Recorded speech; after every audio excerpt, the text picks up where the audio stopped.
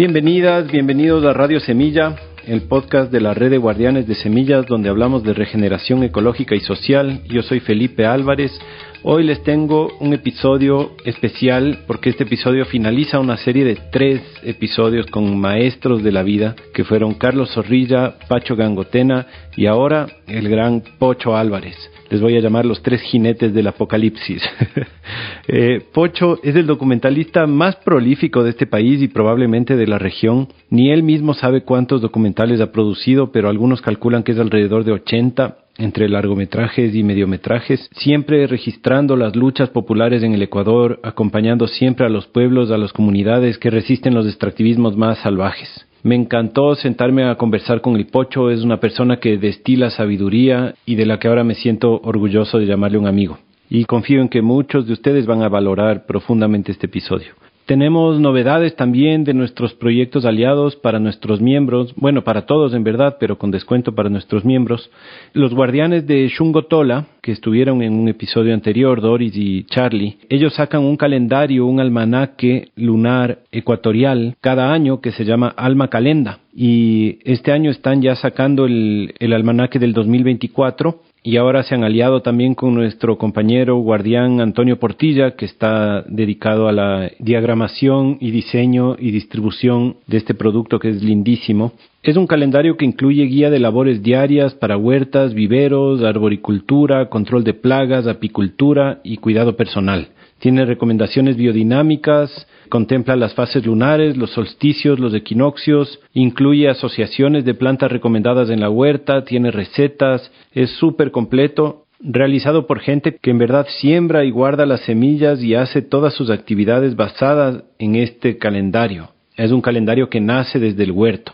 Se lo recomiendo altamente a la gente que vive en la zona ecuatorial porque se aplica principalmente para esta franja. Es un conocimiento específicamente desarrollado para este sector del planeta. Les ofrecen a todos nuestros miembros el 20% de descuento. Les voy a dejar en las notas del episodio y también a los miembros les voy a enviar por el grupo que tenemos el link para que se puedan comunicar directamente con Antonio para comprar el calendario. Para los que no son miembros, igual pueden mantenerse atentos porque vamos a sacar alguna promoción en nuestras redes para que puedan también acceder a este almanaque con algún descuento. Entonces síganos en Instagram, en Twitter, en Facebook, únanse a nuestro canal de Telegram. Los que no son miembros todavía, les invitamos a que se unan a nuestra comunidad. Esa es la única manera en la que nosotros nos sostenemos. Entran a nuestra página web, radiosemilla.com/apóyanos. Ahí pueden escoger una opción pequeña, mediana o grande para que nos hagan un aporte mensual y así acceder a beneficios como este, pero ya son más de 20 proyectos que tienen descuentos en talleres, productos, algunos físicos, algunos virtuales. Entonces, sea donde sea que estás en el mundo, puedes acceder a beneficios interesantes y más que nada apoyar a que este podcast siga existiendo. Ya estamos en la recta final de la 3ª temporada, estamos comenzando a preproducir la 4ª temporada y necesitamos de su apoyo. También en las notas del episodio van a encontrar unos enlaces a un par de películas de Pocho Álvarez. La mayoría no está en YouTube, pero les puse un par de las que sí están. Pero además el Pocho ha sido tan generoso de brindarnos 3 de sus largometrajes gratuitamente para nuestros miembros. Eso lo voy a compartir a través del grupo que tenemos de miembros. Si es que tú eres miembro y no estás en el grupo, por favor escríbeme para incluirte, porque ese es el único canal por el cual voy a pasar los enlaces para que puedan ver estos 3 largometrajes que el Pocho nos está compartiendo. Eso, compas, muchas gracias por escucharnos. Espero que disfruten de la entrevista con Pocho Álvarez. Ciertamente yo la disfruté bastante. Un abrazo. Pocho Álvarez, bienvenido a Radio Semilla. Qué gustazo estar aquí en tu casa y estar aquí en tu presencia para tenerte en este podcast. Cuéntame cómo estás, cómo llegas, Pocho. Bueno, primero quiero agradecerte a ti, a Radio Semilla. Te cuento que es la primera vez que voy a hacer un podcast. ¿En serio? Sí. Es la primera vez y maravilla hacerlo contigo. Me alegra mucho verte bien. Nos habíamos visto hace más de 3 años. Allá por Cotacache. Contento de tenerte aquí en este espacio donde hago travesuras, donde comparto el trabajo y los amigos. Y esta es tu casa, y cada vez que necesites estar por estos lares, ya sabes dónde llegar. Qué bacán, muchas gracias. En Radio Semilla acostumbramos comenzar siempre con una historia personal, así como que nos cuentes un poco de dónde vienes, dónde naciste y cómo fueron tus primeros pasos, tus primeros años. Verás, yo nací en Riobamba, pero salí muy niño, desde muy temprano. Mi padre fue médico de los primeros salubristas que tuvo el Ecuador. Era muy amigo del doctor Enrique Garcés. Eran parte de, digamos, de esa, como saben decir en Brasil, turma, de esa jorga. No le cacho al doctor Enrique Garcés. El doctor Enrique Garcés era un médico intelectual, un filósofo, un escritor, un ensayista, que fue uno de los pioneros de la salud pública aquí en el Ecuador. Riobambeño. Enrique Garcés de Quito. Ya. Por eso llama el hospital de Quito Sur Enrique Garcés. Y mi padre era parte de esos médicos inquietos que andaban tratando de generar en ese entonces, allá por los años 60 y 70, la creación del Sistema Nacional de Salud, la creación del Ministerio de Salud, que se concreta en el año 72 con el Bomba, con la dictadura. La dictadura es la que crea el Ministerio de Salud y crea el Sistema Nacional de Salud. En ese entonces lo que había era la sanidad. Y yo recuerdo chiquito que mi padre me llevaba a todos sus recorridos como médico. Y en la sanidad había ahora llaman eslogan, pero antes era una frase, un mandato, un principio que iluminaban a las instituciones. Y que a mí desde chiquito me quedaba grabado, era eso de que decía ahí, la salud es la suprema ley. Y claro, uno pensaba y decía, la suprema ley, después entendí, claro, que sin salud no hay nada. No hay nada. No hay nada, no existe. Entonces, y así mismo me saludaste hoy, me dijiste, ¿cómo estás? ¿Cómo está tu salud?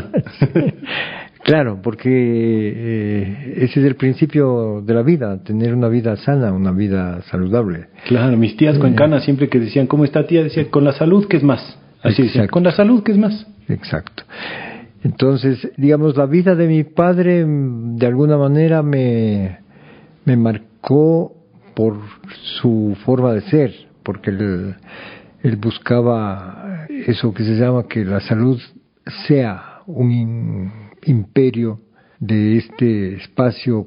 Él atendía a los campesinos, a los indígenas, de las comunidades de Riobamba.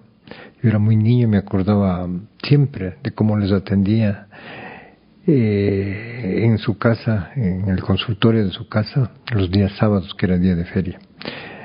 Y también me marcó mucho la muerte de mi madre, que fue muy temprano. Mi madre murió cuando yo empezaba la adolescencia, tenía 14 años. Y ese hecho fue un parte de aguas, como suelen decir, una división de lo que significa el entender la existencia. Y creo que de ahí deviene lo que ahora soy.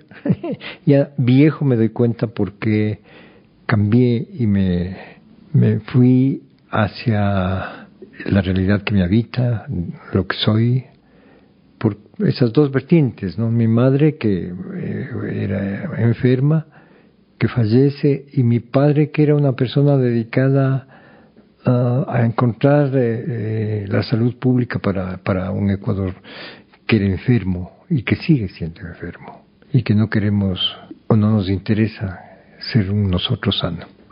Y entonces esas dos vertientes se juntan y, digamos, yo participo de ese ejercicio de retos, de desafíos, de continuar. Sí, un poco ese es, de alguna manera, mi vertiente. Para ese entonces, en tu adolescencia, tú ya estabas en Quito. Sí, nosotros venimos acá a Quito porque mi madre era una persona enferma y el clima de Quito le resultaba más amigable, más benigno, digamos. Más benigno que Riobamba. Exactamente. Riobamba es una ciudad interesante, pero para el Pero la dolencia de mi madre era muy frío, muy frío. Entonces eso le molestaba mucho, supongo. Y venimos acá, pero yo desde muy niño, desde los 7, 8 años, aquí en Quito. O sea que la dolencia de tu madre fue larga, o sea, fue una buena parte de tu infancia. La dolencia de mi madre empieza cuando nace mi hermana menor, es decir, cuando yo tengo 5 años. Por eso es que yo no tengo recuerdo de mi madre sana. Qué fuerte. Ya, siempre era una persona delicada. Y mi recuerdo es ese, ¿no? Y cuando venimos acá, ella se mejoró, tenía una vida más activa, pero obviamente ya estaba marcada, entonces fueron 8 años de su vida aquí en Quito. Uh-huh. Yo te escuché en alguna entrevista decir que tú antes de ser cineasta comenzaste siendo pintor, o querías ser pintor. ¿Eso comenzó cuando eras jovencito? Verás, yo creo que la vida es una búsqueda, o mejor dicho, la búsqueda de la vida es un andar haciendo caminos. Y claro, cuando uno es pequeño, te imaginas cómo podrás ser de grande a partir de lo que te atrae, de lo que más te atrae. Y yo quería ser médico. Como tu papá. Me gustaba ser médico porque me encantaba la mística del trabajo de mi padre. Yo veía cómo él trabajaba y entonces quería ser médico. Pero la vida me llevó por otros derroteros, ¿no? La muerte de mi madre me llevó a tratar de entender lo que significaba la existencia humana y sacar de alguna manera el dolor de la muerte. Y entonces yo desde muy pequeño dibujaba, desde chiquito dibujaba lo que dibujaban los niños. Entonces yo dibujaba partidos de fútbol, o dibujaba a los arqueros lanzándose a coger la pelota, o dibujaba flores, pero dibujaba como un ejercicio de la mano, digamos así. Cuando no tenía nada que hacer, dibujaba. Y después me di cuenta que era una forma de gritar, una forma de decir, una forma, en muchos casos, de orar, ¿no? Y entonces cuando mi madre muere, eso se me agudiza muchísimo más. Y entonces empiezo a dibujar. Dibujo, después resbalo a la pintura, pero no me planteaba ser pintor porque era muy, muy niño. Y después resbalo a la fotografía y de la fotografía resbalo al cine. Si tú quieres siempre de alguna manera el cuadro como tal, el cuadro pictórico o el cuadro cinematográfico o el cuadro fotográfico, ejerce una seducción muy profunda, ¿no? Como un escenario posible para decir las cosas. Y yo no es que mi interés sea expresar mis adentros, sino expresar los adentros que me hacen a mí. Encontré que el plural, las voces plurales, las miradas que uno tiene y que uno las singulariza en la cámara, seccionando la realidad diciendo quiero tomar esto de la realidad, es claro, es una construcción de un nosotros que vive, que habita, que te hace ser. Y ese proceso fue un aprendizaje, ¿no? Que va desde el trazo individual o el trazo singular, porque es único, tu trazo es casi como lo que significa mirar. Mirar es como una huella dactilar. La forma de mirar tuya es de Felipe y la forma de mirar mía es del Pocho y corresponde a sensibilidades, corresponde a cargas ideológicas, corresponde a años de calendarios que te habitan, a dolores que te salen, a atracciones que te llevan, a seducciones que te miran y que te seducen, ¿no? Un poco todo eso es parte de ese caminar hacia el cuadro. Así ese rectángulo que unas veces fue un cuadro pictórico y ahora es un cuadro cinematográfico. Eso ha sido una evolución un poco compleja. Cierto que la mirada, yo siempre pienso que así como la huella es única, todo es único, ¿no? Todo. Porque también vi alguna vez un estudio que decía que la forma de caminar de cada persona es única igual que la huella, o sea que con sistemas de rastreo suficientemente avanzados tú puedes identificar a una persona solo viendo su movimiento. Y luego me puse a pensar que todo en la vida es único, ¿no? O sea, todo lo que dices, la mirada, pero también, no sé, hay gente que lee el café, ¿has visto? O que lee, yo lo que me pongo a pensar es que uno podría leer cualquier cosa si es que se fija suficiente, ¿no? O sea, no sé, desde cómo está el orden de tu cuarto hasta cómo se quemó tu tabaco, como leen algunos chamanes, ¿no es cierto? Sí. Qué interesante ponerle eso a la mirada también, al cuadro. Claro. Es el arte, pues, ¿no? Claro, esa es tu huella dactilar, si de alguna manera se expresa tu yo interior, es en tu forma de ver, en tu forma de tocar, en tu forma de abrazar, porque el abrazo es tal vez la cercanía más, es la aprehensión del cuerpo, la cercanía de los dos cuerpos, sin querer con esto decir que sea la antesala del ejercicio o de la atracción sexual. No, es trasvasar las energías. Así como el aplauso es la extensión del abrazo, el abrazo es la aproximación del corazón, la aproximación de las almas, la aproximación de la energía y trasvasarse esos sentires, esas energías, ¿no? Entonces, digamos, el mirar es único, así como el escribir es único. Ahora en este siglo XXI hemos descubierto que hay un nuevo lenguaje, que es el lenguaje audiovisual, gracias al desarrollo de la tecnología. Así como hace muchos siglos atrás la imprenta desarrolla la universalidad de la escritura como idioma, como lengua, hoy el lenguaje del audiovisual es el lenguaje universal más extendido en el mundo. Uh-huh. Y cada vez más vertical y de 18 segundos. Exacto. Entonces asistimos a eso.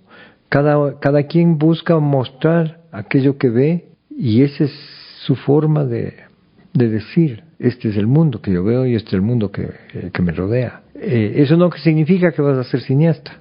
Simplemente significa que debes aprender el lenguaje audiovisual como parte de tu condición humana del siglo XXI. Claro, y eso significa aprender el lenguaje cinematográfico. Las reglas, así como para escribir, hay reglas que no solo tienen que ver con la construcción, que tiene su origen en el lenguaje hablado, sino también con aquello que significa la estética, la caligrafía. Acuérdate cuando te decían estos garabatos y te hacían hacer bombitas y todo eso para tener una buena caligrafía. Y la caligrafía es una expresión del alma que escribe, porque a la final el cuerpo escribe. Cuando escribes con la mano, está escribiendo el cuerpo. Ahora que todo el mundo escribe en computadora, la computadora se transforma en un instrumento que traduce lo que el cuerpo quiere decir, entendido el cuerpo como una unidad de la mente y el corazón, eso que llaman el corazonar. Entonces, todo eso, todos los sentires están cruzados por esa singularidad de quién eres tú. Qué interesante, oye. Me parece bien interesante que esto te pasó en la adolescencia, ¿no? Lo de tu madre. Porque yo he estado como tratando de entender un poco qué pasa en la adolescencia y por qué tantos jóvenes se quieren morir. O sea, como que es para mí los 14 años más o menos, a mí me pasó y luego descubrí que le ha pasado a muchísima gente, que es la etapa en la vida en la que uno tiene una crisis así tenaz, y creo que es que nuestra sociedad no tiene las herramientas para brindar ritos de paso, ¿no? a los niños que se hacen adultos. Y los niños biológicamente y naturalmente necesitan una muerte, o sea, como una muerte de su niño para convertirse en adultos o algo así. Y como nuestra sociedad no nos ofrece esa muerte, esa cercanía con la muerte, se quieren suicidar, porque necesitas alguna muerte. Y la vida a veces te la presenta como justo en el momento en el que se requiere. A mí me pasó parecido, pero no con mi madre, sino con un primo. Y te quería preguntar si tú sentiste así, como ese antes y después de tu vida, como algo que te obligó a morir en parte y a nacer de otra forma. Verás, por supuesto, para mí fue un terremoto, fue un cataclismo, la partida de mi madre, la extinción de un universo. Te tocó entender que se extinguió en tu lenguaje la palabra madre. Y la palabra madre evoca un universo y todo lo que eso significa, todo lo que te puede sugerir en la mente y en tu caminar. Cuando tú dices mamá o mami o madre, todo eso se extingue cuando se muere la madre, ¿no? Igual sucede con el padre. Y cuando se extinguió el universo de mi madre, por supuesto, te quedas en la orfandad mayor desde mi punto de vista, porque somos una sociedad cuya columna vertebradora es la madre. Yo siempre he dicho que el padre es prescindible, pero la madre no. Y más que una sociedad, una especie, ¿no? O sea, estamos biológicamente así. Entonces, muy atados, pero muy atados a lo que significa la madre. Y de alguna manera, los padres en la vida de los hijos somos lo que me dijo alguna vez el agregado cultural de Brasil, cuando se murió su padre. Él me dijo, yo estaba preparado, porque ya mi padre era de edad avanzada, pero cuando se murió, me dijo, dejé de tener el puerto donde llegar. Y es que, de alguna manera, la madre y el padre somos esos puertos seguros donde llegamos los hijos, que estamos navegando y aventurando la vida. Y cuando necesitamos protección, cuando necesitamos abrigo, cuando necesitamos recargar, cuando necesitamos descargar, vas a la casa de mamita o papita. Y ahí no te piden visa, no te piden explicaciones, siempre tienes abrigo, siempre va un plato de comida, siempre va el lenguaje del afecto, ¿no? El abrazo sincero. Entonces vas, y cuando se muere el padre o se muere la madre, se extinguen los puertos y te toca navegar y ser el puerto de tus hijos, pero siempre estarás navegando. ¿Tú tienes hijos? Sí. ¿Cuántos? 2. Uh-huh. Y bueno, siguiendo un poco con la historia personal, ¿tú después estudiaste cine? A ver, verás, yo dejé el proyecto medicina, ya, porque quería ser médico y médico como mi papá. Dejé el proyecto medicina y me empezó a ganar toda esta nota del cuadro, el cuadro que te decía, me empezó a seducir el cuadro. Y las inquietudes que implica ese universo desde el punto de vista del ser humano, del otro que te habita, de ese otro distinto, diverso y al cual no le entiendes. Y no porque use poncho o sombrero o sea extraño, sino porque es un desafío para ti dejarte habitar por ese ser humano. Y el arte es el mecanismo, la vía más tierna para entenderte tú mismo y dejarte tocar y tocar al otro. Y ese tocarse mutuamente, el alma o las experiencias, te nutre como ser humano. Entonces la manera de salir de mi orfandad, entre comillas, que nunca sales, porque al final terminas siendo, siempre serás huérfano, sino para salir un poco de la depresión que significaba la ausencia de mi madre. La pintura fue un cobijo, el dibujo fue un habitar. Y de hecho, cuando yo me enfermé de cáncer, volví a pintar, volví a dibujar, no a pintar, volví a dibujar, ¿no? Y dibujo. Cuando tengo esas crisis de las existencias como humano, la mano empieza a picarme y dibujo. O cuando estoy editando y no sé para dónde ir porque entras en conflicto, estoy revisando el material y estoy dibujando. Es de alguna manera la necesidad que tienes de dialogar contigo mismo, y ese contigo mismo son los otros que te habitan. Siempre tendrás los monólogos sociales, al mismo tiempo tendrás los monólogos individuales, ¿no? Y eso tiene que ver con la memoria. Entonces empiezas a ser habitado por aquello que la memoria es, un abrigo para poder seguir viviendo. Un guaurani me enseñó una frase maravillosa que dice: ponente kiwi mamo, ponente kiwi mi mamo. Esto me lo dijo cuando hacía la película de Gartelman, La memoria.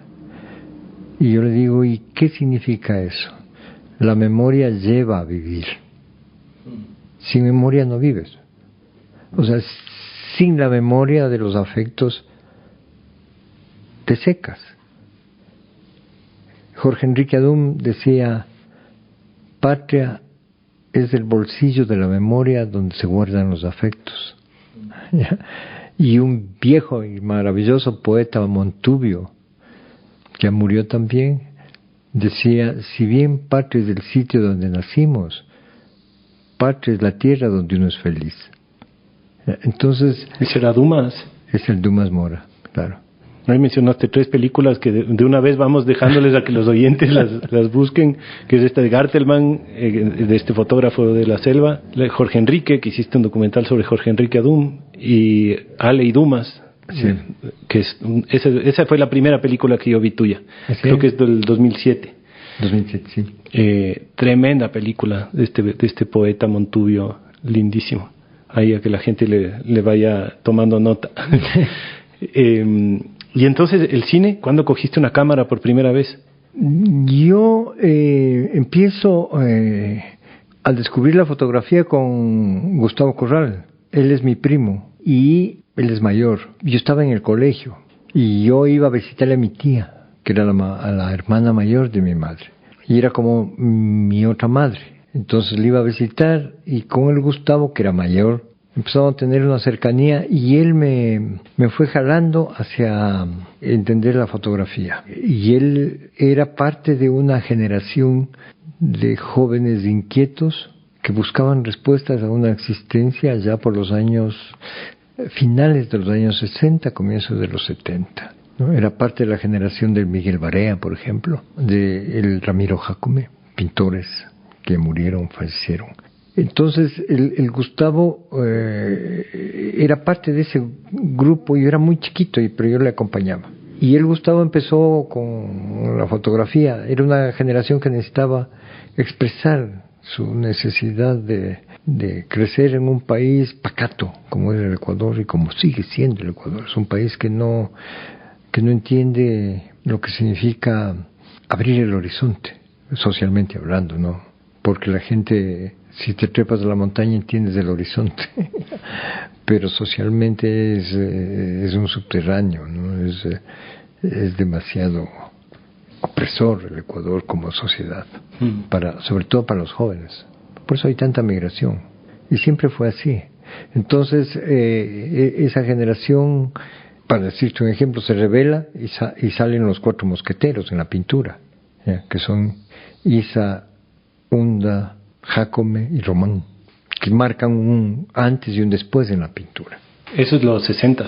Eso es a finales de los 60, comienzos de los 70, cuando nace esa generación.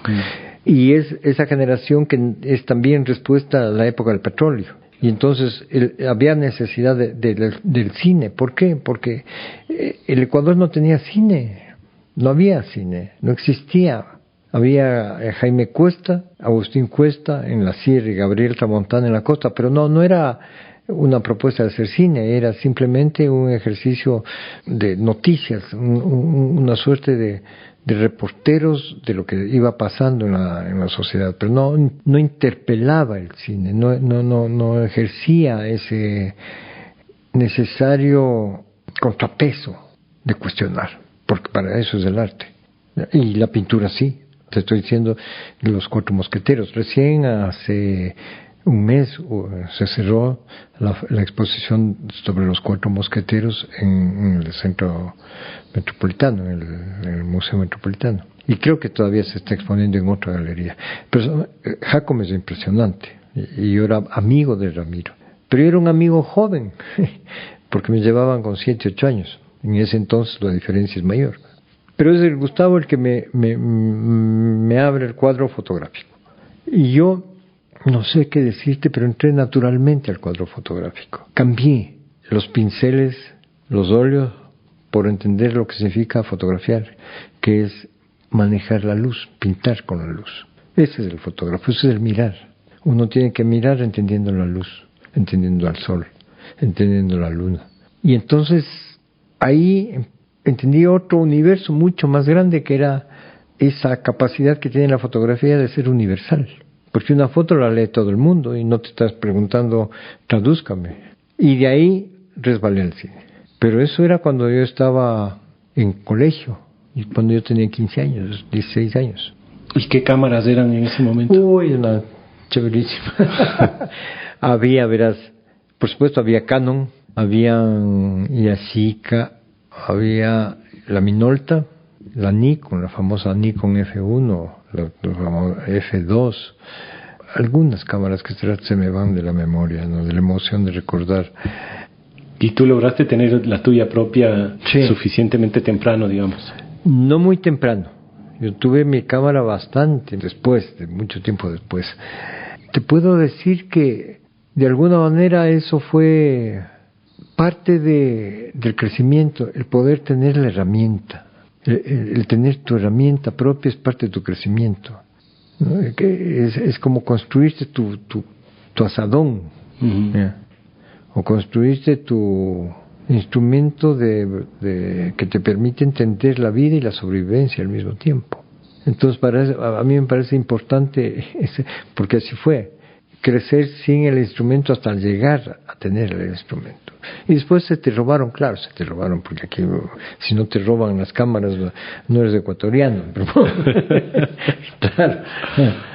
Pero sí, fue todo una estrategia el poder comprar, ¿no? Que significaba ahorrar.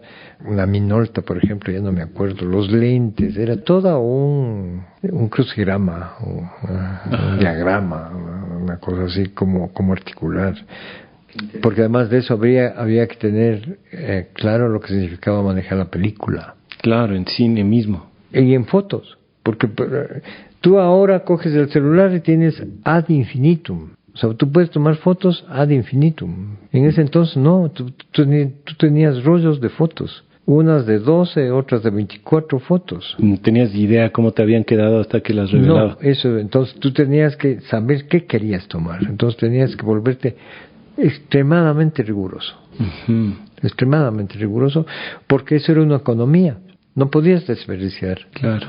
Y entonces se volvía un desafío. Y tenías que, por supuesto, conocer muy bien lo que querías hacer y saber en qué momento y dónde lo debes hacer. Porque de lo contrario no lo lograbas. Y en el cine eso se volvía mucho más grave, porque era más costoso. Entonces, el rigor, la rigurosidad con el lenguaje, no solo viene por la economía, por lo que cuesta, sino por el respeto que significa a esos recursos, a manejar esos recursos. Entonces, mientras más conocimiento tengas, más eficiente serás, por lo tanto, tus recursos van a ser más útiles. ¿Y te acuerdas cuál fue tu primer producto audiovisual? Sí, fue un audiovisual que hicimos con FEDELEC, la Federación Ecuatoriana de Trabajadores Eléctricos. Era una historia sobre los trabajadores eléctricos hechas en slide. Y había unos proyectores de slide con tambor que pasaban clic, claro, clic, claro. clic, clic, ya. Entonces es una aproximación al cine. La aproximación más rudimentaria, más primitiva era esa. Ir narrando a partir de fotos fijas. Que es como te hacían los abuelitos que salían de viaje. Regresaban, vamos a ver las vistas. y te contaban. Y ese es el principio del cine, ¿no? Establecer una relación simbiótica de la palabra oral, que antes es escrita, pero digamos que es la palabra oral, con la imagen. Entonces la palabra con la imagen se potencia y la imagen con la palabra también se potencia. Entonces esa simbiosis genera lo que se llama el lenguaje audiovisual. El sonido le potencia a la imagen, así como la imagen le potencia a la palabra. No es lo mismo decir fulano de tal en una conversación de amigos que en un diálogo como este, que va a ser público. El peso de decir malas palabras, por decirte un ejemplo, públicamente pesa mucho. Y en el cine es igual, tremendo. El peso de la palabra cinematográfica es muy dura. ¿Y en qué año fue esto? Esto fue en 1976, porque llevo, 76. Qué bestia. Te vas a acercar a los 50 años de producción audiovisual, entonces, ya mismo. Ah, sí. Qué increíble. Y en esos 50 años has producido decenas de documentales. Yo me imagino que tienes que ser el documentalista que más ha hecho documentales en este país, ¿no? Si no es en la región, porque ¿cuántos tienes? No tengo idea. A estas alturas ya no tengo idea. Pero sabes que en el fondo a ratos pienso que, a ver, yo creo que a veces he usado el cine como una queja, como una denuncia. He tratado de que no pierda su sentido estético y su carácter, que es ser arte, pero buscado que ese arte pueda servir para denunciar lo que pasa en este país. Y entonces el carácter de las denuncias en el Ecuador se vuelve urgente. Me explico, es casi como entrar a primeros auxilios, ¿no? Creo que todo el tiempo debemos de estar en primeros auxilios porque esa es nuestra realidad, la que no la queremos ver o la que no nos muestran o la que nos tapan siempre, ¿ya? Nuestra gente vive en condiciones donde vos dices, hay que gritar, hay que llamar la atención, hay que decir, hay que, como dicen ahora, después de la pandemia, hay que ser viral o generar tendencia un poco, ¿ya? El Osvaldo Guayasamín solía decir respecto de su monotema, como él decía, ¿no? Que él pinta el dolor y la tristeza, no porque el Ecuador sea un país triste, sino porque eso existe en la mayoría de la gente que uno no quiere ver. Y él está para mostrar y enrostrar a la gente que esa es nuestra realidad. Y mientras eso exista, él iba a seguir pintando. Y es una realidad cierta que no queremos verla, ¿no? Yo acabo de venir de la Amazonía filmando, y créeme, he filmado muchas veces ya en la Amazonía, y cada vez que voy allá recojo historias que me licúan los ojos, que me licúan el alma, porque no cambiamos. Y me encantaría hacer una historia alegre, una historia de color, pero me atrapa esa necesidad de hablar de aquello que todavía nos habita y es permanente, que tiene que ver con la ausencia de derechos, con que nadie respeta la vida, con que hay zonas de sacrificio que no solo son la selva, la naturaleza, sino los seres humanos, que son transformados comunidades enteras en zonas de sacrificio. Hemos hecho de la Amazonía la Palestina nuestra, y eso es doloroso, porque la expansión del Estado Nacional ha sido a costa del exterminio de las comunidades, de los pueblos ancestrales, de los pueblos originarios. Y la Amazonía es la que nosotros podemos ver ahorita, ser testigos ahorita, pero que pasó en todo el país, ¿no? Solo que ahora ya está tan colonizado las partes que más frecuentemente vemos que ya no nos damos cuenta de ese dolor. Pero, ¿sabes qué? Esto que dices me llega súper profundo porque es algo con lo que yo he estado como lidiando estas últimas semanas. Porque tuve una experiencia personal, una experiencia mística, en donde fui testigo del dolor. Además del dolor de lo femenino. Estuve en un círculo de mujeres, el universo me puso ahí solo a mí para poder ver un círculo de 8 mujeres en donde se abrió el corazón y las mujeres pudieron ¿cómo te digo? Doler. Y yo pude ver y sentir ese dolor. Pero con el corazón abierto, ¿no? En una situación en la que, digamos, no es tan fácil. Normalmente vamos con nuestras máscaras y nuestras cosas. Y en esta situación yo pude estar ahí sentado sin ninguna otra actividad ni dedicación que ser testigo de ese dolor, de lo femenino. Y lo que pude identificar en ese momento es que el dolor necesita testigos y necesita memoria. Y el hecho de que exista un testigo del dolor hace que ese dolor pueda transmutar. No quiere decir que va a sanar todo el dolor del mundo, pero quiere decir que es un paso para la transmutación de ese dolor en algo más, ¿no? Y estos días yo he estado viendo videos tuyos y se me vino esto, ¿no? Como recordé esto que me pasó a mí y dije, wow, el Pocho es un testigo del dolor. Y habiendo sentido eso que yo sentí, dije, no hay dedicación más sagrada en la vida que esa. Y es muy distinto de pensar de eso, no de solo estar en historias tristes o qué sé yo, sino más bien como de eso, de poder estar presente, lo que dijo Guayasamín, ¿no? Que yo no sabía, pero también me llega, de poder estar presente y poder estar al servicio de ese dolor que necesita ser expresado y necesita ser visto. Y cuando me di cuenta de eso, como que se me duplicó el respeto que tengo por ti como cineasta, porque dije, qué bestia, eso es dedicar una vida a eso, ¿no? Tú lo sientes así, lo has visto así, tú sientes que al ser tú testigo del dolor y al tener esta herramienta de memoria, ayudas a transmutar. Aspiro que pueda ser útil, porque el arte es útil por naturaleza. El arte no es un adorno.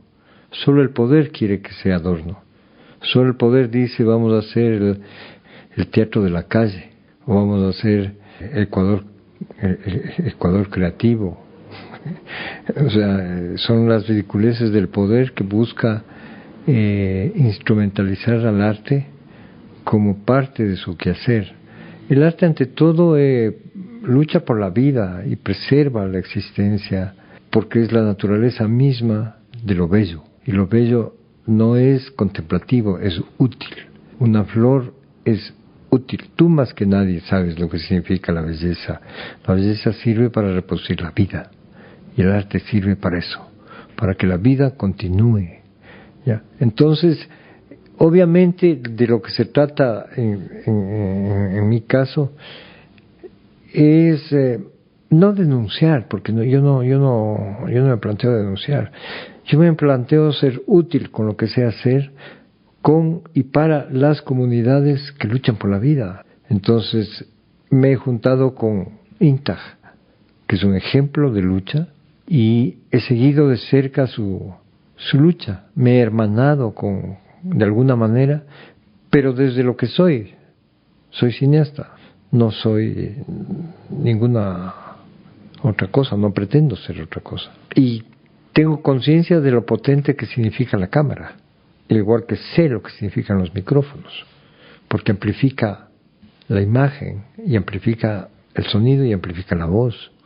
Y eso de amplificar significa que hay otros oídos que te están escuchando, y eso significa que tienes que acercarte con respeto a esos oídos, pero no para gritarles ni para convencerles de tu verdad, sino para tratar de decirles aquello que significó tu caminar. Y si quieren escucharte, te escuchan, y si no, tienen la posibilidad de cambiar. Lo mismo sucede con las películas que hago. Y en esa medida creo que no solo es una respuesta a eso que tú mencionas, ¿no? de mostrar que hay dolor, sino también a la necesidad de cambiar la inercia de lo que somos como nosotros. El Ecuador es un país que cultiva el olvido como memoria, y el cine y la fotografía son en sí mismos, su esencia es la memoria, su naturaleza es la memoria. Cuando yo disparo la cámara y grabo, o cuando filmaba antes con película, estaba haciendo memoria en el momento en el que disparo. Jorge Enrique Adums tiene una frase maravillosa del libro de fotos que hicimos con él, que se llama Ecuador, imágenes de un pretérito presente, que es una reflexión de lo que significa la fotografía en las condiciones del Ecuador. Y él decía, la fotografía es un arte que en el mismo instante de ser ya fue. Y eso es el cine y la fotografía. Eso es en sí mismo una memoria, entonces hay que contribuir a la memoria. ¿Para qué? Para que el Ecuador cultive la memoria, no el olvido. ¿Por qué? Porque el poder nos ha dicho que hay que olvidar y creer que cada gobierno inaugura la patria. Ya tenemos patria, nos dijo algún célebre populista que fue presidente. Como si no hubiera habido antes patria. Como si las antiguas generaciones no entendieron la patria a su manera.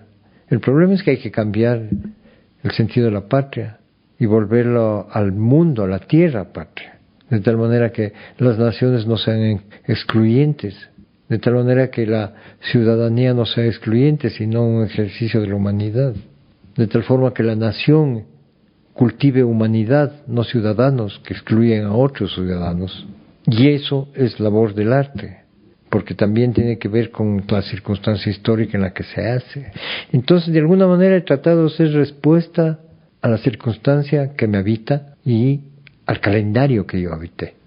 Y en ese caminar he buscado ser coherente, que es algo complejo. No he buscado ser santo, porque no soy. Considero que los seres humanos, si no somos pecadores, no somos seres humanos. Me explico, uno tiene que saber lo que significa la naturaleza humana. Todo el mundo tiene rabo de paja, y la famosa célebre frase de la Biblia, el que sea libre de culpa arroje la primera piedra. Y no creo que en el mundo exista alguien que sea inocente, a menos que sea un niño. Y el arte y el cine deben contribuir a formar en nosotros. Ese es el otro desafío. Te dije que la memoria nos lleva a vivir, por lo tanto a ser un nosotros. Si cultivamos el olvido como memoria, no somos nosotros. Por eso hay una fractura del país. Por eso el Estado ecuatoriano es un Estado fallido. Y vos dices, ¿qué nos pasó? Entre muchas otras cosas, es que al Estado ecuatoriano nunca le interesó cohesionar el nosotros con el arte, con la música, con el teatro, con la poesía, con la forma de ser y hablar, con la diversidad, con el cine, la fotografía, la pintura, la danza. Entonces, todas esas manifestaciones marginales de lo estético son usadas por el poder y se inventan programas. El Ministerio de Cultura es un invento que no sirve para nada. Es que es como la psicopatía no puede entender el arte, ¿no? Y el Estado es casi por definición medio psicópata, ¿no? No sé, o al menos está gobernado de tal manera por mucho tiempo. Y yo a veces pienso que es mejor que no le metan mucha energía al arte y a la cultura, entre comillas, desde su concepción, porque la capturan más, ¿no? Entonces yo siempre tengo esta duda, ¿no? De mi posición política, ¿no? Porque desde la corriente que yo vengo casi siempre como que se piensa que el Estado tiene que dar recursos, tiene que cobijar de alguna forma, ¿no? Todo este emprendimiento artístico. Y últimamente pienso que mejor que no se metan, o sea, que es más peligroso, porque por naturaleza lo que van a hacer es tratar de capturar, que es lo que pasó también hace algunos años con los festivales de arte que comenzaron a promover desde el Estado y así, a polarizar mucho a los artistas, a decir cuáles eran artistas válidos y cuáles no, que básicamente eran los que agachaban el lomo y se hacían a lo que el ministro de Cultura diga, versus los que no, y eso fractura más. Entonces, ¿qué piensas tú de eso? ¿Cómo te gustaría que haya un Estado más grande, más preocupado de la cultura y del arte, o prefieres que no se metan mucho? El Estado es una construcción histórica. ¿Qué significa eso? Que es una invención humana. Es una invención humana de un colectivo que busca, de alguna manera, resolver una existencia, pero a partir no de principios de solidaridad, de reconocimiento del otro, sino de dominio. El Estado es una maquinaria de dominio, y esa invención humana, como toda invención humana, se modificará por los propios seres humanos, cambiará o se extinguirá. Y los estados han ido cambiando a lo largo de la historia. Y el Estado ecuatoriano tendrá que cambiar si quiere seguir siendo un cohesionador de un nosotros en fractura, como es ahora. Si no nos reconstituimos como un nosotros, este Estado será lo que es la expresión de un desorden, la expresión de una crisis civilizatoria, que asimismo es la expresión de una crisis civilizatoria global. Lo que estamos viviendo es la expresión de la crisis como sociedad que tenemos, motivada o sostenida por una estructura de organización colectiva de dominio y de cero oportunidades. ¿Para quiénes? Esos grupos de sacrificio. Y esos grupos de sacrificio significa también zonas de sacrificio. Entonces, el Ecuador es el ejercicio de una historia de mucho dolor, de mucho dolor. Y te puedo decir con certeza, el Ecuador ha destruido su geografía como Estado nacional en menos tiempo que el dominio español, ha destruido pueblos como Estado nacional en menos tiempo que el Estado imperial de España. Y es lo que nos debe llamar la atención. Entonces tenemos un Estado que debe ser revisado, pero tenemos que revisarlo a partir de, primero reconocernos qué queremos hacer con este nosotros diverso, qué queremos construir. Queremos constituir ese Estado colonial, como saben decir, patriarcal, toda esa forma de organización que no funciona. Y ese es el gran reto del Ecuador. ¿Qué quiere ser? Jorge Enrique decía en el documental, ¿no? ¿Por qué somos así? Y me acuerdo una de las frases, él decía, el Ecuador tiene que enfrentar su mañana desde otra lectura, desde otra concepción de lo que queremos ser. Y es lo que hay que preguntarse, ¿qué queremos ser? Sinceramente. ¿Y por qué no hay esa pregunta? Porque no hay arte en el Ecuador. Los grandes constructores de nosotros, del alma, son los artistas, son el arte. Pero no es un arte contemplativo, ni es un arte sordo, lego, diácono del poder, pues. Es un arte que interpela al poder y que interpela a la sociedad civil también, porque la belleza ante todo interpela. La belleza te sorprende. ¿Para qué te sorprende? Para que precisamente entiendas dónde habitas y tengas conciencia de eso y te apropies de esa belleza, pero no para destruirla, no para hacerla negocio, sino para que te nutra, no para que sea rentable. ¿Y qué ha pasado con las castas o las oligarquías que ha tenido el Ecuador como gobierno? Han sido pacatas, miopes y mezquinas. Nunca se preocuparon de las comunidades, nunca se preocuparon de los pueblos originarios. Fueron tan crueles o más crueles como Estado Nacional que el propio Imperio Español. Y todo eso jalamos. Y vamos jalando sin ese alimento del alma que del arte. Entonces, por eso somos así. Por eso somos absolutamente reñidos, sin memoria y criados sin estética, sin la belleza. Yo les decía, alguna vez les decía, ¿cómo puedes pensar que la gente, nuestra gente, aprecie la vida si nace en espacios donde todo es espantoso, donde todo huele mal, todo es enfermedad? ¿Cómo puedes pensar que la gente responda desde la esperanza si no tiene esperanza, si nunca ha conocido lo que significa un amanecer con sol rompiendo el horizonte? Nunca lo ha conocido. Entonces no puede conocer la belleza, y quien no conoce la belleza no conoce el mañana y sus ilusiones. Entonces es complejo porque no tenemos como nosotros esa posibilidad. Pocho, tú has acompañado decenas de luchas en el Ecuador. Has estado en la selva con la extracción de petróleo, has estado en INTA con la minería, has estado en Quimsacocha, creo, también, has estado en el manglar, has estado en las marchas de las mujeres, has estado, en demasiadas luchas. Parecería que estás en todas. A pesar de eso, yo me imagino que dentro tuyo te gustaría estar en muchas más. Y eso te ha llevado como a esta producción súper prolífica de mucho volumen de productos audiovisuales, ¿no? Y eso me lleva como a una curiosidad de cómo es para ti. Porque el cine, en la ortodoxia, digamos, o en la mayoría de círculos del cine, como que la producción toma bastante tiempo, se requiere muchos actores, muchos recursos, mucha edición, muchas cosas, ¿no? Y toma 4 años, 5 años, 10 años, 15 años sacar un documental.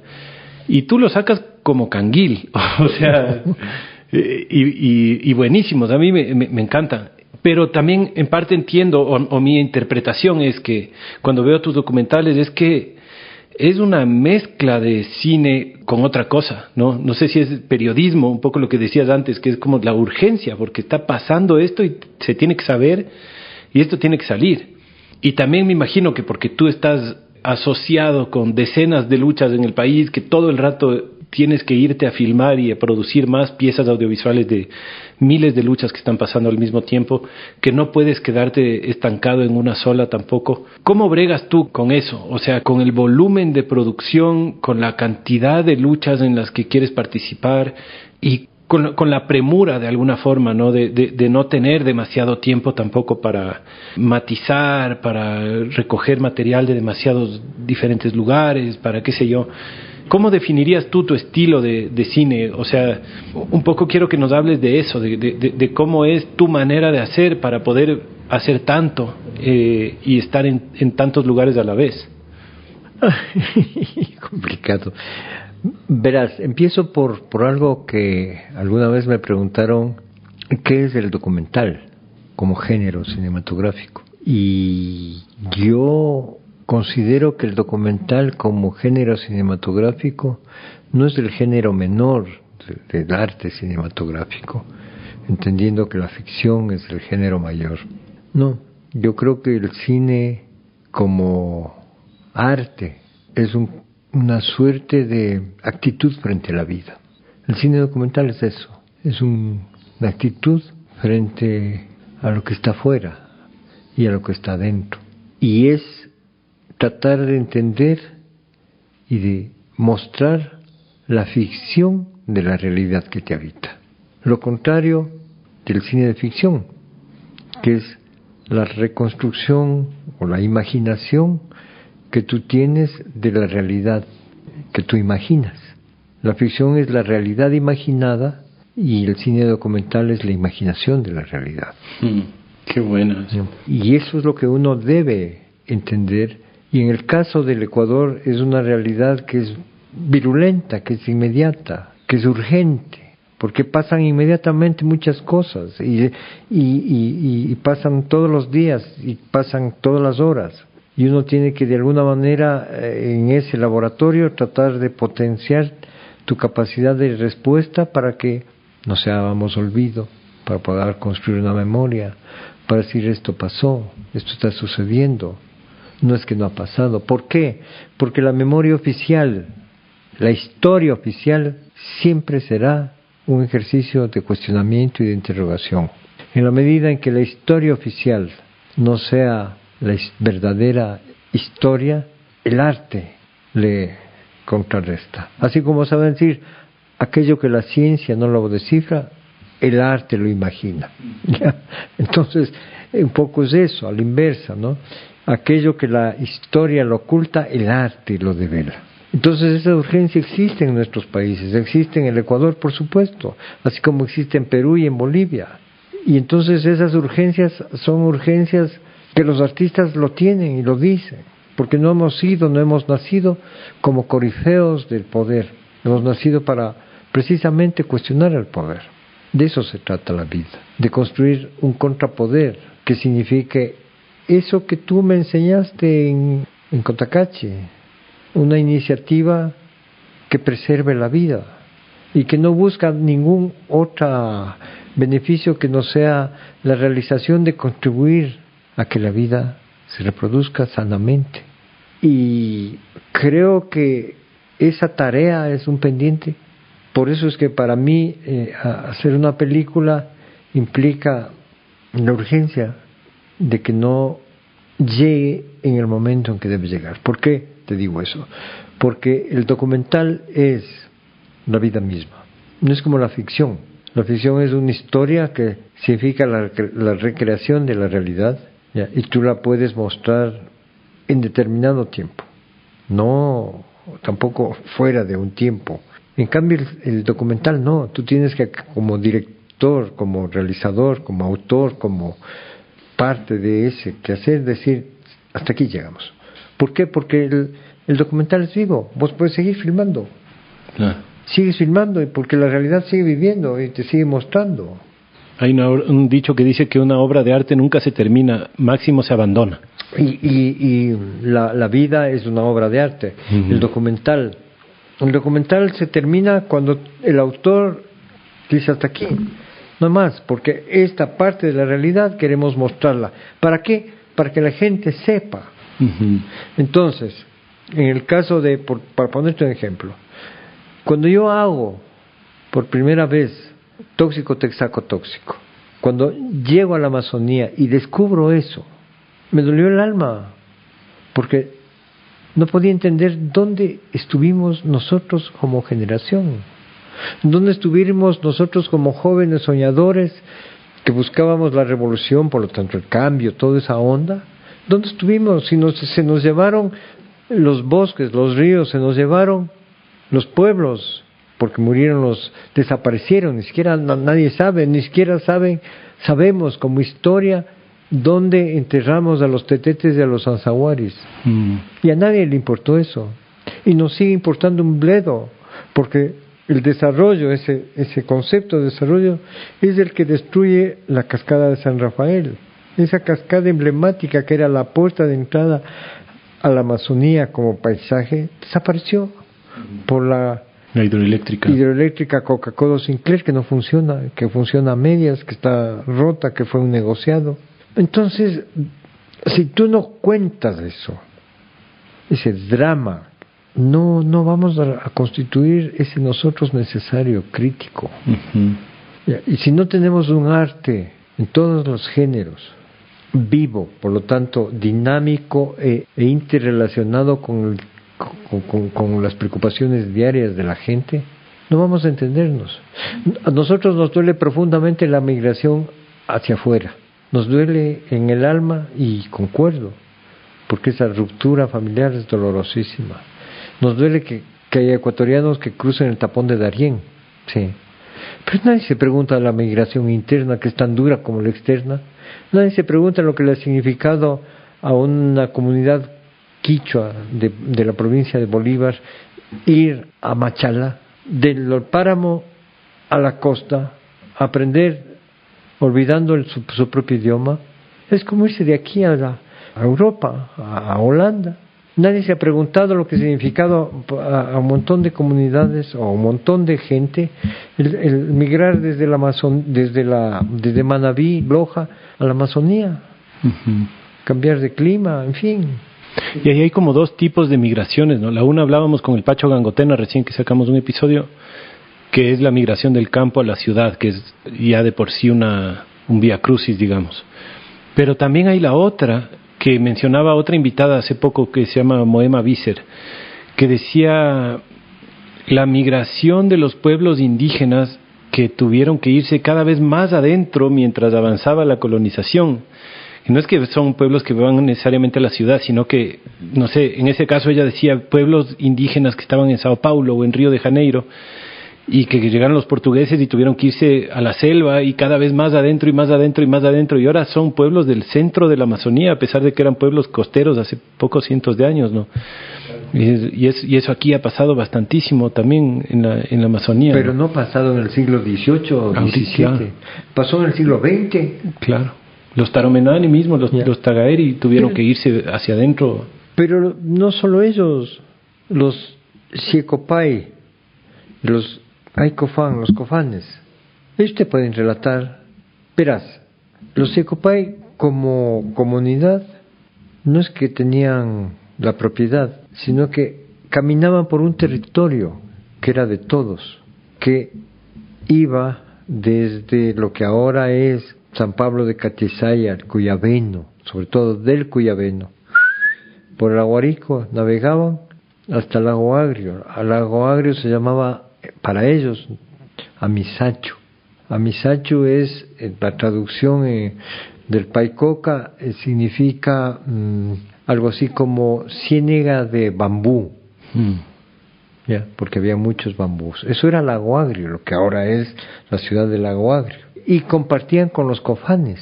Por eso entre los Siecopay y los cofanes siempre hubo una amistad, una relación, un compadrazgo, ¿no?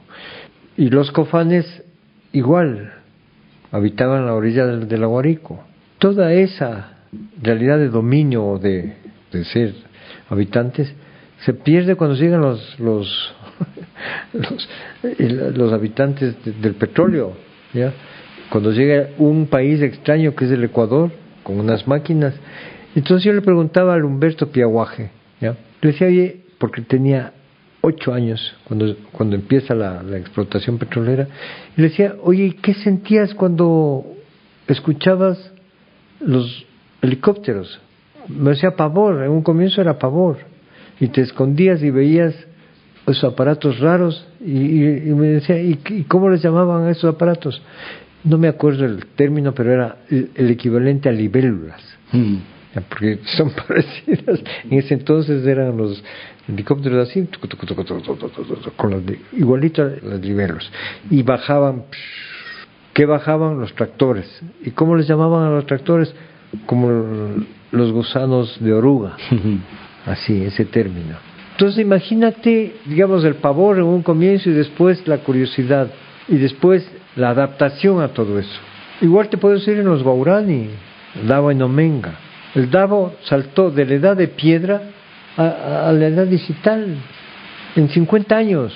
En 50 años ellos fueron forzados a entender el desarrollo, comillas, ya desde la edad de piedra, que era subir a las montañas, romper la piedra ónix para hacer las herramientas que les permitan hacer las lanzas, hasta cuando conocen a los coworis y les empiezan a disputar los machetes y frenarles que se retiren, hasta cuando llegan los petroleros y salen corriendo o les enfrentan, y después se someten, llegan a la era digital en 50 años. En 50 años. Qué bestia. Eso es lo que pasó.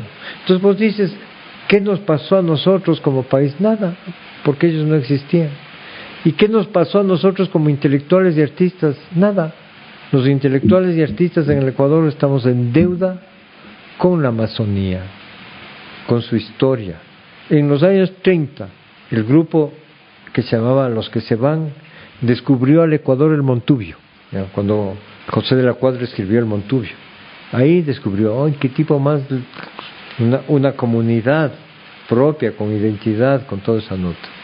Y el Far West ecuatoriano, que es la conquista del Oriente, no hay ni una novela.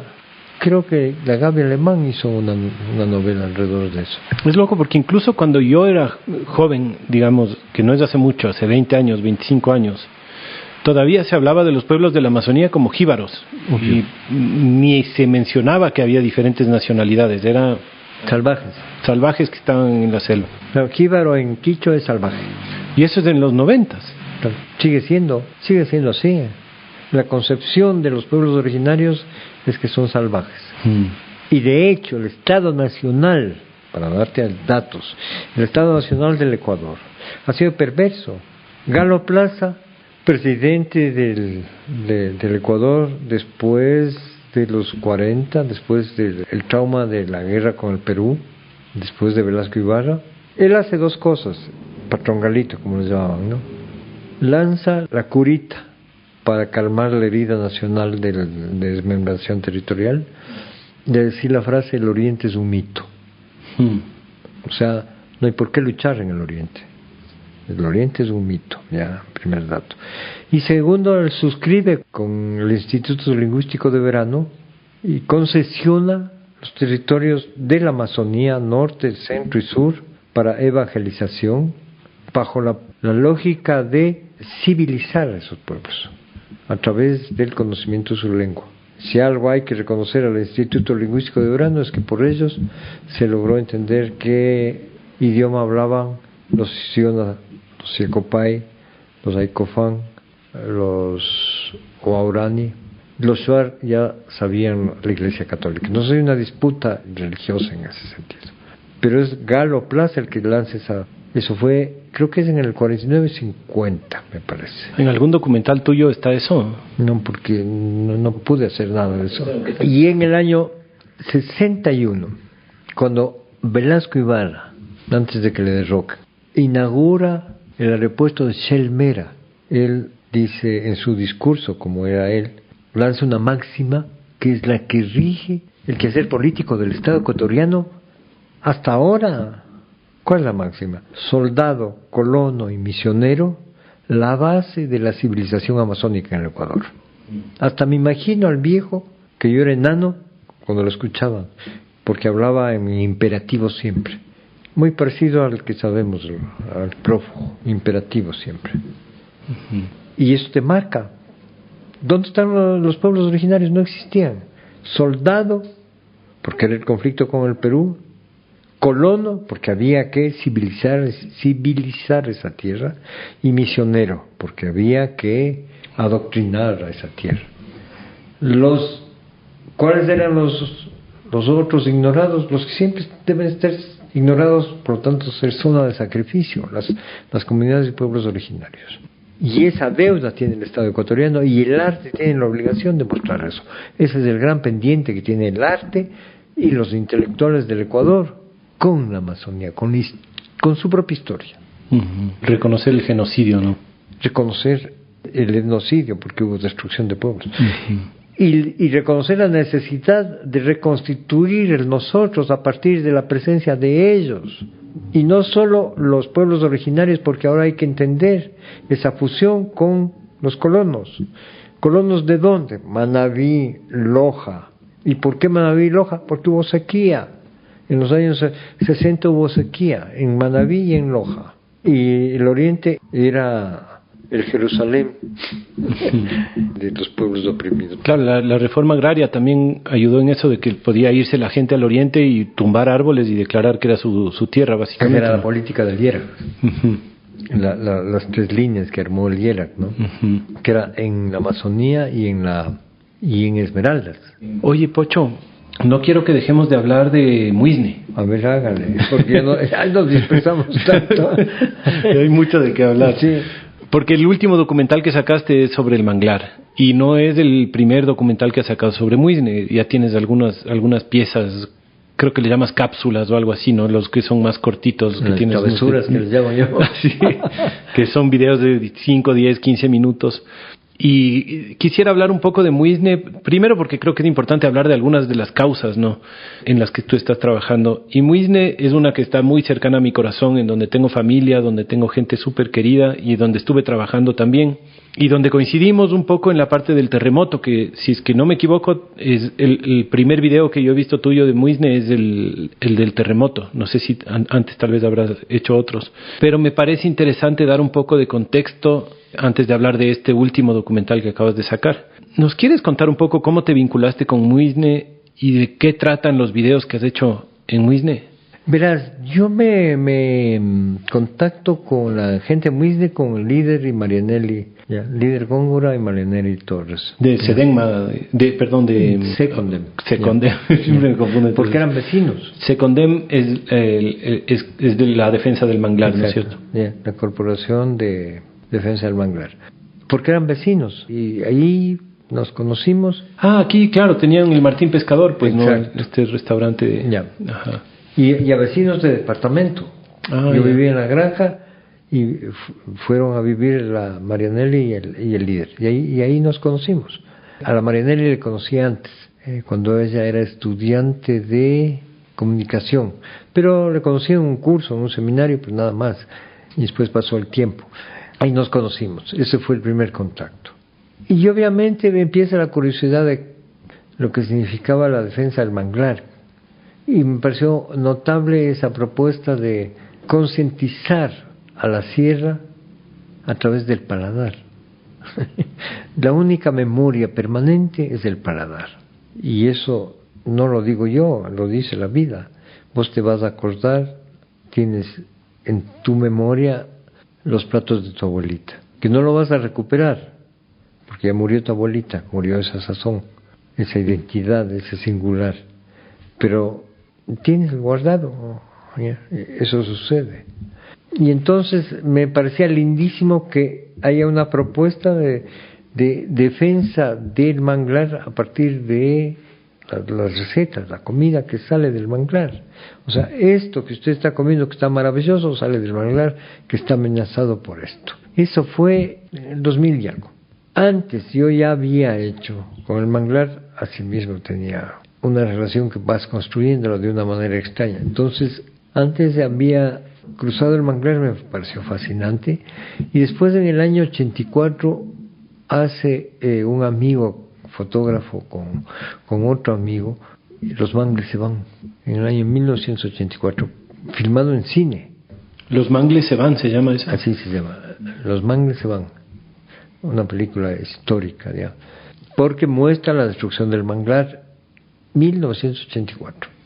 Y yo en 10 años después, 1994, 90 o 94, no me acuerdo exactamente, hago una película de ficción que se llama En un rincón del alma, que es una historia de la destrucción del manglar. Y con estos antecedentes siempre me inquietó esa realidad. Y cuando nos conocemos con Líder Marianelli, filmé una serie de entrevistas en el año 2000, me parece, en una rueda de prensa que dieron los pueblos del manglar, 2000 y algo más, que estaban amenazados por los camaroneros. Y a mí me conmovió eso, grabé. Y desde ahí empecé en mi cabeza con la idea de mostrar la historia de lucha por la defensa del manglar. Y ahí me empiezo a meter en esa historia. Y claro, me doy cuenta que no hay que callar, que no hay que dejar que la memoria sea el olvido, porque paralelo a la destrucción de la Amazonía empezó la destrucción de la costa del Pacífico.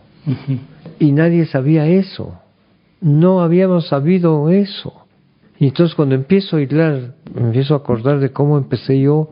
Mis primeras filmaciones fueron en Puerto Bolívar, y yo conocí Puerto Bolívar como manglar.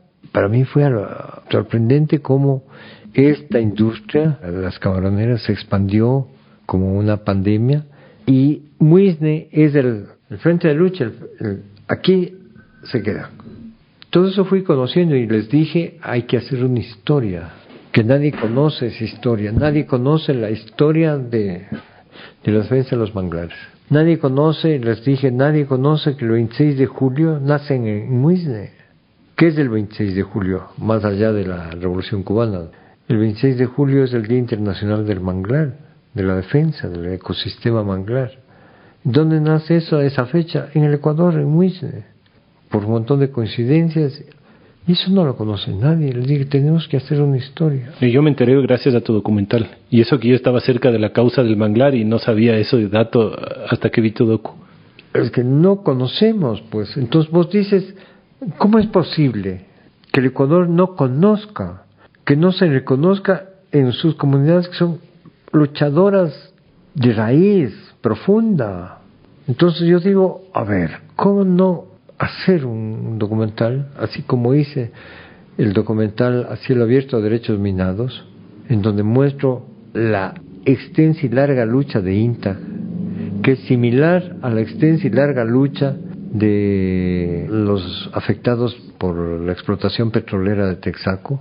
Y del otro lado, en la costa ecuatoriana, existe lo mismo. Son comunidades que vienen luchando 3 décadas o cerca de 3 décadas, unos años más, unos menos, pero nos acercamos a las 3 décadas, que resisten a la destrucción de su espacio de vida. Y el Ecuador no conoce el Valle de un Rábano. Entonces, no, más bien todos estamos orgullosísimos del camarón, y es muy raro que una persona coma camarón y piense en la destrucción del manglar mientras come su camarón, ¿no? Exacto, Es un producto que no estamos para nada vinculados con eso. Es un producto emblemático, casi que te comes con el orgullo de ser el campeón. Uh-huh. Y entonces eso me animó a hacer, que es el mismo razonamiento que tuve cuando filmé Tóxico, Texaco Tóxico. Dije, esto, donde estuvimos, tengo que decir para que no se olvide. Y cuando empieza la minería, hice A Cielo Abierto a Derechos Minados, pero no como compromiso de misionero, no, como una necesidad de la memoria de nosotros que queremos construir. Y tenía un pendiente que es el del manglar. Uh-huh. ¿Y eso por qué te digo? Porque es una trilogía de destrucción. Es lo que ha construido las oligarquías que han gobernado este país. Las trilogías de la destrucción, que significan múltiples gobiernos, empezando por los militares y terminando con las trincas civiles revolucionarias, que hasta ahora las tributamos votos. Entonces, creo que es necesario hacer el arte y el cine. Si existe es porque debe decir. Y en el caso del Ecuador, la urgencia es ya. ¿Por qué? Porque se te llevan el país al peso. Entonces vos tienes que despertar la conciencia, porque tienes que combatir con unos monstruos terribles que meten plata, que se ganan dirigentes. Y no vamos a poder entrar en tanto detalle, digamos, de todo lo que significa las culturas que viven del manglar, la riqueza del ecosistema manglar, y bueno, es muy extenso. Le recomiendo a la gente que escuche, tenemos un episodio con Paolo Realpe, mi hermano querido, es uno de los primeros, y ahí sí hablamos todo el episodio básicamente sobre el manglar, entonces ahí le puedo recomendar a la gente que complemente escuchando ese episodio. Pero sí quisiera mencionar por lo menos un par de datos, por ejemplo, como cuánto % del manglar ha sido destruido en estas últimas décadas. Verás, yo debo mostrar las verdades desde lo que significan los hechos, no desde los cálculos ni las suposiciones. La gente del manglar sostiene que el 80% del ecosistema manglar del Ecuador ha sido destruido. ¿Eso qué significa? Los manglares del Oro, del Golfo de Guayaquil, del estuario del Chone y una parte de Esmeraldas ha sido destruido. En Muisne, el manglar de Muisne dicen que es como el 95% que han destruido, casi todo. Claro, casi todo. Entonces, claro, porque Muisne es la parte sur de Esmeraldas, es la primera que es tocada, y de ahí buscó expandirse hacia San Lorenzo y todo eso, el Majahual, toda esa zona. Ese es un dato. El otro dato que es espeluznante, y ese sí es dato de la Cámara de Acuicultura y Pesca, cuya abogada antes de ser política era la niña Aguiñaga, que ahora es prefecta del Guayas, que renunció a ser presidenta de la Revolución Ciudadana, el Partido de Revolución Ciudadana, antes era Alianza País. Ella fue ministra de Ambiente, o sea, de ser abogada de la Cámara de Agricultura y Pesca pasó a ser ministra de Ambiente en tiempos de Correa. Y ella es la que legaliza con Correa, todo el despojo. Parecido al caso de Serrano con la minería, ¿no? Que era como el abogado antiminero y después hacer el villano que abrió el paso a la minería. La misma historia. Datos de la Cámara de Agricultura y Pesca, la extensión de las piscinas camaroneras en el Ecuador es de 250,000 hectáreas. ¿Eso qué significa?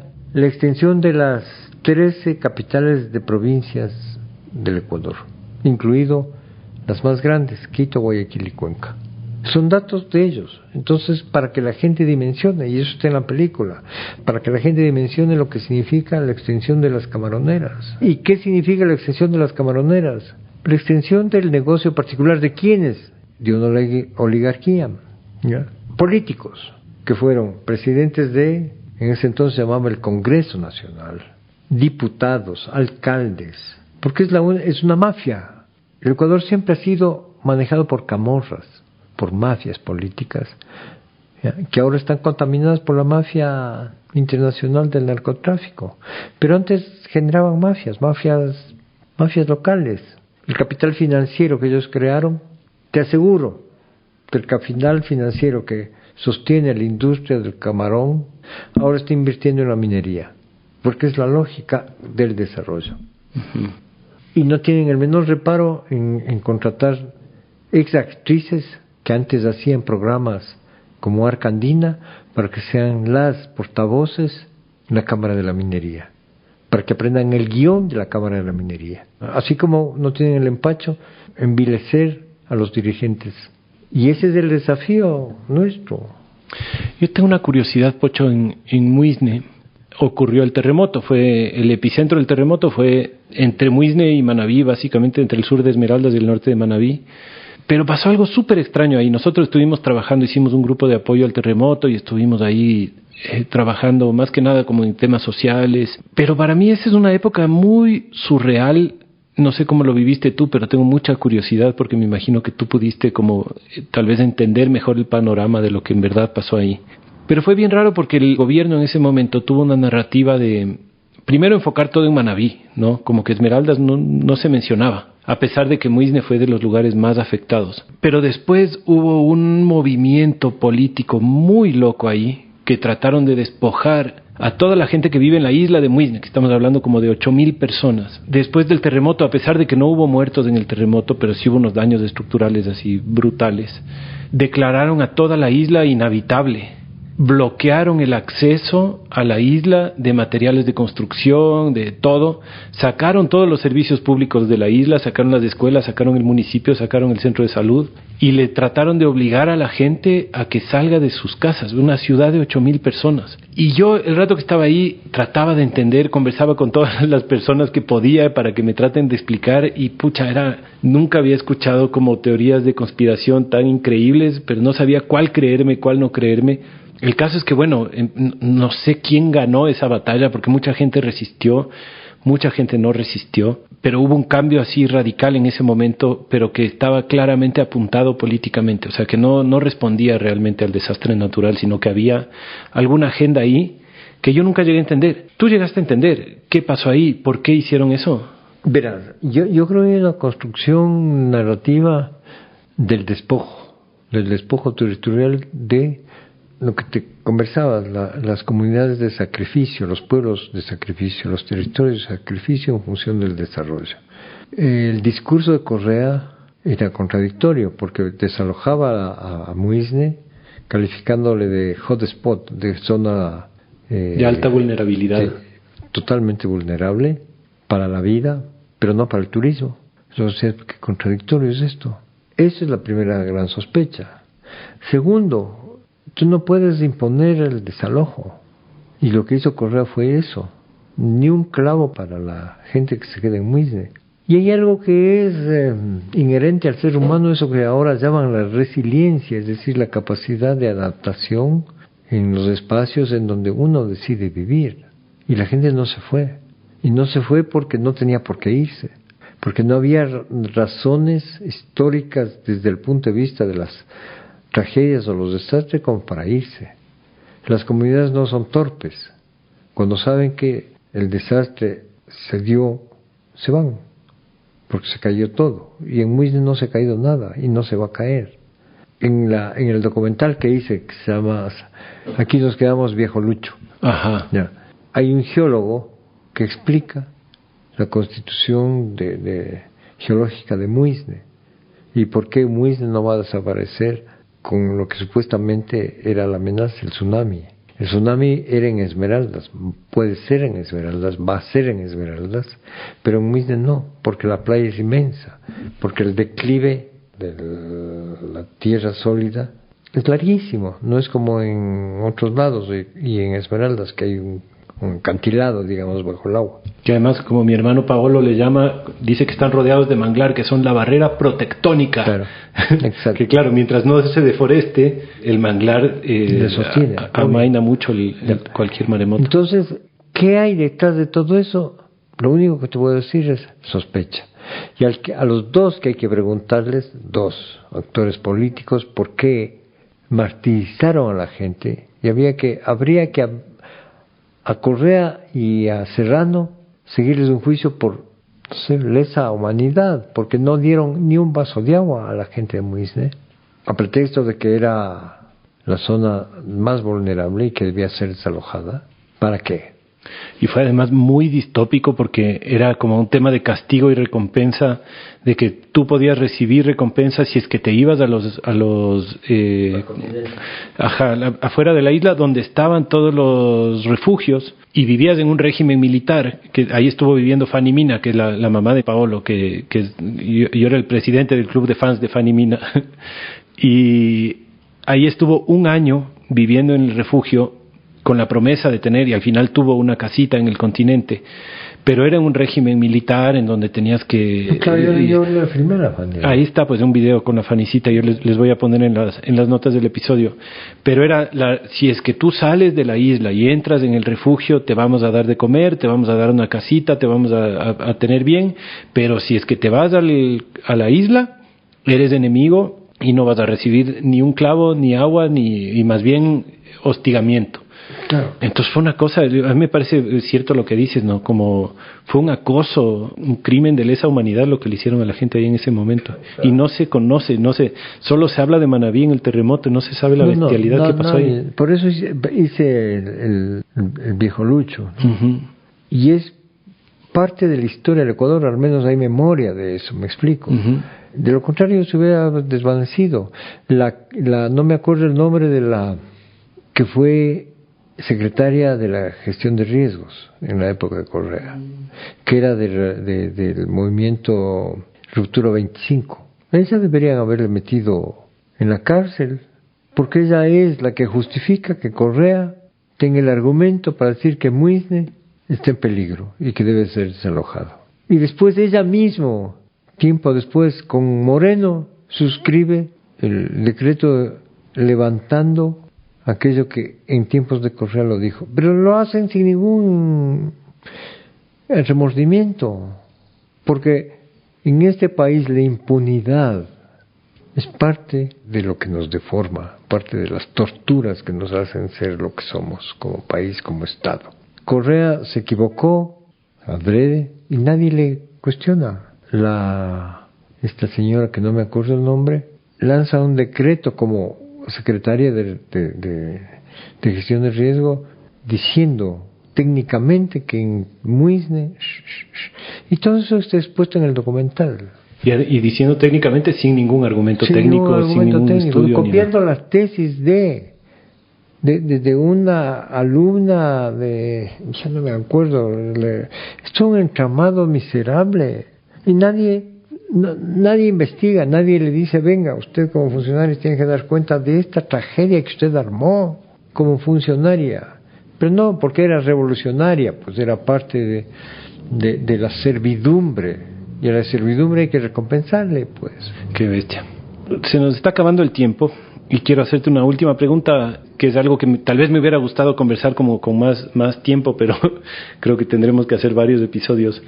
¿Qué es el tema del cine como activismo, ¿no? Porque claramente esta conversación es algo que te mueve las fibras, ¿no? Ver, digamos, presenciar estas injusticias es algo que te lleva a mostrar y apoyar las luchas, pero el activismo es algo como delicado, ¿no? Como muchas veces o mucha gente teoriza que el cine o que la reportería debería ser matizada, debería ser sopesando el un lado de la historia con el otro, pero tu tendencia, dime si me equivoco, pero me parece a mí que es más bien como meterte del lado del oprimido, digamos, y acompañar la lucha de ese lado, y no preocuparte mucho como por decir, bueno, el argumento del otro lado es esto y tal vez tienen razón en este sentido, sino que es más como un apoyo a la lucha. ¿Cómo sientes tú esa crítica, digamos, del audiovisual como una herramienta de lucha y no como una herramienta de presentar una historia desde los dos lados? No sé si me explico. Sí. Verás, yo no me considero un activista. Yo creo que los debates de lo objetivo con lo subjetivo no deben ser preocupación del arte. El arte tiene una subjetividad muy profunda, y es defender la vida, no defender el interés ni del desarrollo ni del bienestar de un sistema civilizatorio cuya base sea la acumulación. Yo creo que el arte defiende los principios de la ética que sostiene la vida, y la ética que sostiene la vida en el caso de los seres humanos se llama el otro, la diversidad, la magia de la diversidad, el principio de dejar que me habiten para yo habitar al otro, el no tener fronteras ni obstáculos que nos permitan dar el abrazo. Y eso no es parte de la construcción del arte como un lenguaje universal. El arte se construye precisamente para conocernos en la diversidad y maravillarnos de esa inmensa capacidad que tenemos de crear. Y no se construye el arte para ensalzar la guerra. El arte se construye para los principios más profundos o más empinados, si quieres verle, desde las dos cimas, desde la más alta y desde la más subterránea. Y en esa medida la preocupación, si tú quieres, de su presencia como actividad está en función de su interrelación o de su enraizamiento con la dinámica de la sociedad. No ha habido un movimiento artístico tan profundo, tan conmovedor como el de los años 70 finales de los 60, 70, en el mundo, en donde están los Beatles, en donde están Bob Dylan, en donde están esas canciones maravillosas, que son emblemas poéticos, porque es una generación que le recuerda al mundo que sin la poética no se entiende la belleza, y los seres humanos ante todo o se rinden ante la poética. Y eso es lo que hay que construir en el arte, y el gran debate del arte es no ser activista de intereses partidistas ideológicos, ni tampoco ser activista de intereses económicos, de la industria del entertainment. El arte tiene que, desde mi lectura, ser un pilar que sostiene la vida. Y hay urgencias en muchas realidades para expresar eso, para despertar esa necesidad. Y hay películas que son urgentes y hay otras películas que son menos urgentes, pero que no deben dejar de ser aquello que es el arte, como ver, como su naturaleza. Te pongo como ejemplo, terminado el exterminio de la guerra de Camboya, la famosa revolución del Khmer Rouge, cuando hicieron Killing Fields, cuando se hace esa película de Killing Fields, se conoce la crueldad de esa guerra, la crueldad de ese exterminio en donde hubo un silencio es similar al que está existiendo ahora con los saharauis o los palestinos, y la que hemos nosotros tenido con nuestros palestinos, que son las comunidades ancestrales, las comunidades originarias, que están muriendo, que es un Estado nacional que oprime, que no le interesa que sobrevivan y que deben morir, porque su territorio es ocupado industrialmente, y al ocuparlo industrialmente le estás matando. Entonces, si es que desde el arte, por eso te decía en un comienzo, no hay respuesta, no hay compromiso, entonces no hay arte. Y el Ecuador es un país que tiene una deficiencia en ese sentido, una deficiencia profunda. Por eso no somos un nosotros todavía, porque no ha actuado ese pegamento. ¿Tú crees que hay una deficiencia en el arte en Ecuador? O sea, ¿no suficientes artistas o no suficiente producción artística? Producción artística puede haber, pero no hay arte. Dime tú si del pasillo hemos pasado a otra canción nacional, a otro género. No hay. Dime tú si los artistas se vuelven militantes del arte y no de la política. ¿Cuántos ministros de cultura nacidos en los escenarios de la música han sido? Yo te puedo dar, bueno, y no está bien, ni tampoco está mal, sino que han sido unos inútiles, porque no han estado preparados para eso, porque creyeron que el escenario de la música es igual al escenario de la política, porque la política, ¿qué es lo que hizo? Atraer, no voy a dar nombres, pero atraer cantantes para que sean los corifeos de sus eventos políticos. ¿Y por qué? ¿Por qué no hay verdadero arte en el Ecuador? O sea, ¿por qué no hay suficiente arte en el Ecuador?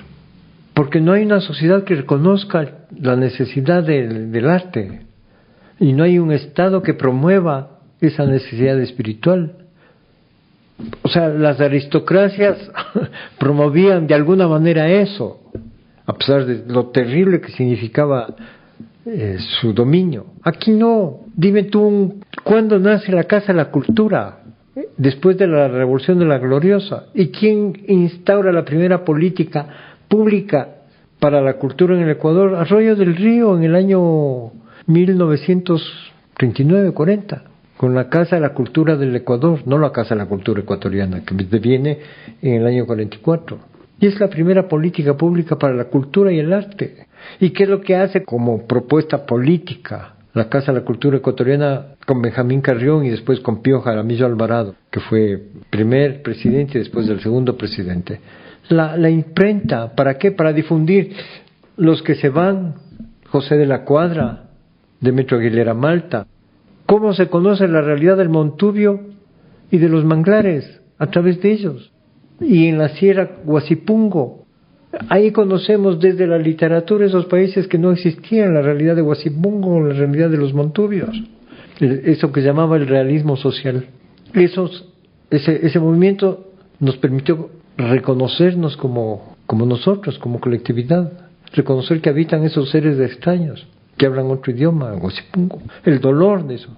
¿Cómo conoces el dolor de ser indio, a través de César Dávila Andrade, con el poema Elegía el de las mitas, que es un poema pero es estremecedor. ¿Y cómo conoces la tragedia de la Amazonía? No conocemos, porque no ha habido arte. ¿Qué es lo que hizo la dictadura, el Bomba? Crear el Premio Nacional Eugenio Espejo. Es lo chistoso, el Premio Nacional Eugenio Espejo fue iniciativa de la dictadura, y de ahí para adelante. Entonces, si hay un pendiente, tenemos un pendiente como sociedad, como país, como Estado, respecto de la cultura y el arte. Y los artistas tenemos un pendiente con nosotros mismos, porque si no nos movemos, si no nos sacudimos, estamos esperando que los oligarcas nos den a través del Estado la cédula de identidad. Estamos equivocados. Estamos equivocados. El Ministerio de Cultura es una vergüenza. La actual ministra, como los 14 otros ministros que han existido, han sido una vergüenza. Entonces, si la rectoría es una vergüenza, los artistas, ¿qué seremos? Que no hemos protestado. Bueno, eso te dejo así como parte de una queja conmigo mismo. Bueno, a ti no hay mucho que reprocharte porque tú no has dejado de producir nunca tu arte. No se trata no se trata de, digamos, ser distinto. De lo que se trata es de ser consecuente. Consecuente con lo más caro, que son esa gente maravillosa que la vida le ha maltratado tanto que tienen el derecho a ser violentos y son lo más dulce que uno conoce. La gente les ha golpeado tanto que les ha vuelto a ser yunque, y ellos no son mazo, no te golpean cuando te saludan. Entonces pues dices, qué hermoso país. Pero hay mucha gente que te dice, deberían responder sí, pero no con la violencia, y debemos responder no porque seamos pacíficos con el silencio, debemos responder con esa forma de construir la vida, que es a través de lo que significa la resistencia de ese nosotros que no lo queremos ver, que es INTA, que es la gente de la Amazonía, que resistió y sigue resistiendo la contaminación de Texaco, y los pueblos del manglar. O sea, el Ecuador dice en 3 regiones más Galápagos. Aprendamos de las comunidades que resisten para defender el territorio, la cultura, por lo tanto la vida. Y yo lo único que hago es seguir los pasos de ese nosotros que resiste, porque una forma de resistir es crear. Qué belleza. ¿Cuál es tu próximo proyecto? ¿Qué estás filmando? Me fui a la Amazonía, tengo que hacer un documental pequeño, un corto sobre las terapeutas, que son unos seres maravillosos que muy pocos conocen. Vos tienes que ver una película que se llama Indolencia, que hice hace un año que se presentó. ¿En Lago Agrio? Sí, sí la vi. De los enfermos. Es terrible. Es con la clínica ambiental esa, ¿no es cierto? Sí, de hecho hicimos un episodio sobre la clínica ambiental y pusimos tu documental en las notas del episodio con el Adolfo Maldonado. Exacto. Sí, buenísimo ese documental. Y hay otro que te debe dar cuando trates el tema de género, la violencia. Este país es un país violento. Es otro de los temas del Ecuador, que nos hemos considerado siempre un país pacífico, y yo siempre sostuve que somos violentos, tremendamente violentos, y decía que lo único que nos unifica como país es la camiseta de la selección y la violencia de género. Yo hice un documental que se llama Piel Dolor, que es sobre la violencia de género aquí en el Ecuador. Es durísimo, es parecido al de Indolencia. Te puedo mandar o te puedo... Porfa, eso te iba a preguntar, ¿dónde puede ver la gente tus documentales? En la Cinemateca, yo les entrego a la Cinemateca. O en su defecto, me llaman y yo les doy.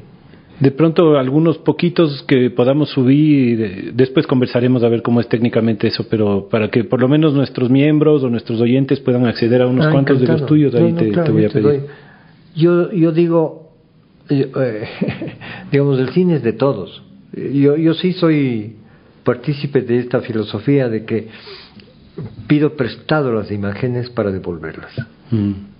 Ya. Entonces, cuando había los DVDs, yo les decía, o ponía ahí, ¿no? Es obligación difundir este documental en su totalidad. Ya. Porque es de todos. La imaginación de la realidad no es para el que hace el documental, sino es para que la gente vea la imaginación. Pero la imaginación de la realidad lo que busca es precisamente despertar la conciencia del dónde estamos viviendo y sobre todo cómo vivimos y cómo somos. Y de eso se trata este oficio. Buenísimo, buenísimo, Pocho. No sé si quieres dar algún mensaje final para terminar la entrevista. Yo lo único que quiero es darte un abrazo y agradecerte esta larga y florida conversación. Me siento florecido, así como bosque húmedo, bosque nublado, así lleno de vida. Y gracias por hacer lo que haces, por estar, que es lo más importante. Estar siempre ahí en ese espacio en donde uno siente el abrigo del amigo, del compañero de sueños. Qué lindo, Pocho, te agradezco muchísimo. Me siento súper honrado de poder hacer la primera entrevista de podcast tuya. Sí, también porque tus documentales nunca se te ve y poco se te escucha. Entonces tenerte ahora a ti atrás del micrófono y que la gente pueda conocer tal vez un poco más a fondo, para mí es un honor. Y te agradezco muchísimo y honro toda tu trayectoria, tu carrera y tu apoyo a este movimiento de regeneración en el que estamos, porque gracias a lo que tú has hecho es que muchos podemos conocer lo que pasa en los lugares en donde no estamos habitando. Así que gracias, Pocho, gracias de corazón y gracias también a toda la gente que ha escuchado hasta este punto. A usted.